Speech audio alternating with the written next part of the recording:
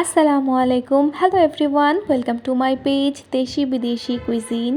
আজকে আপনাদের সাথে একটা দেশীয় রেসিপি শেয়ার করতে চলে এলাম। সেটা হচ্ছে খিচুড়ি। সবাই দেখে বুঝেই গেছেন। শুক্রবারে যেহেতু খুব মজা করে গরুর মাংস রান্না করেছিলাম, তো গরুর মাংসের সাথে আমার হাজব্যান্ডের প্রিয় হচ্ছে খিচুড়ি। তার জন্যই চাল ডাল ভিজিয়ে রেখেছিলাম আধা ঘন্টা। এখানে আমি নিয়েছিলাম মুগ ডাল আর মসুর ডাল, আর নিয়েছিলাম নর্মাল ভাতের চাল যেটা আছে সেটা। চাল ডালগুলো ভালো করে ধুয়ে নিচ্ছিলাম। বিয়ের আগে আমি কখনো ভাতের চালের খিচুড়ি খাইনি। আম্মা সবসময় পোলার চালের খিচুড়ি রান্না করতো, নাহলে খিচুড়ির জন্য যে চালটা হয় সেটা দিয়ে রান্না করতো।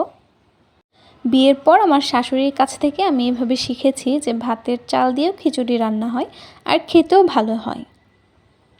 তো রান্নার জন্য আমি চুলায় প্যান বসিয়ে নিলাম, তাতে তেল দিয়ে দিয়েছি, পেঁয়াজ কুচি দিলাম, আর এখন দিয়ে দিব গোটা গরম মশলা, তেজপাতা, খাল, এলাচ, এইগুলো, গোলমরিচ দিয়েছিলাম কিছু। ব্রাউন কালার হওয়া পর্যন্ত আমি পেঁয়াজটা ভালো করে ভেজে নিব। তারপর একে একে সব ধরনের মশলা দিয়ে দিব।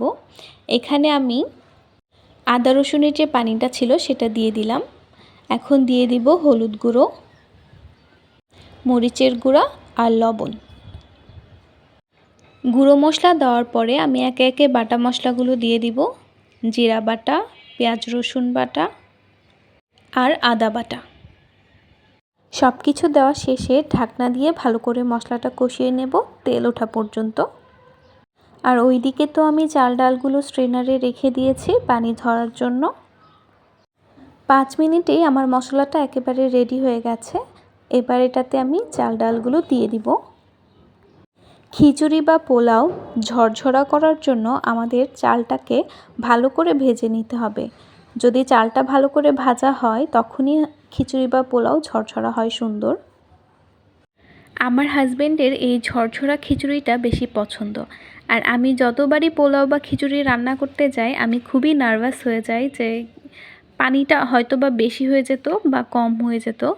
কিন্তু আস্তে আস্তে এখন অনেকটা ঠিক হয়েছে, মানে একদম ব্যালেন্স করতে পারি। তো আমি খিচুড়ির জন্য ওয়াটার পটে আগেই পানি দিয়ে দিয়েছিলাম, মানে যতটুকু পানি লাগবে মেপে অতটুকু পানিই আমি গরম করে নিয়েছিলাম। এই পানির হিসাবটা প্রায় সময়ই আমার গোলমাল হয়েই যায়। যাই হোক, তো পানিটা দেওয়ার পরে আমি একটা টমেটো কুচি করে কেটে নিয়েছিলাম।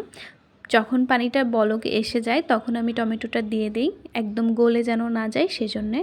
তো সবটা পানি শুকিয়ে যাওয়ার পরে আমি কাঁচামরিচ দিই আর ঢাকনা দিয়ে একদম লো হিটে রেখে দিই। পানি শুকানোর আগ পর্যন্ত কিন্তু ঢাকনা দেওয়া যাবে না। বাকি যতটুকু সিদ্ধ হওয়ার লো হিটে দমে আস্তে আস্তে সিদ্ধ হয়ে যাবে। এই তো আমার খিচুড়িটা প্রায় হয়ে গেছে। এখন আমি 10 মিনিট অল্প আছে, একেবারে অল্প আছে চুলায় বসিয়ে রাখবো। আর শেষের দিকে আমি একটুখানি ঘি দিয়ে নিচ্ছিলাম। ভিডিওর শুরুতে দেখেছেন আমার খিচুড়িটা কতটা ঝরঝরা হয়েছে।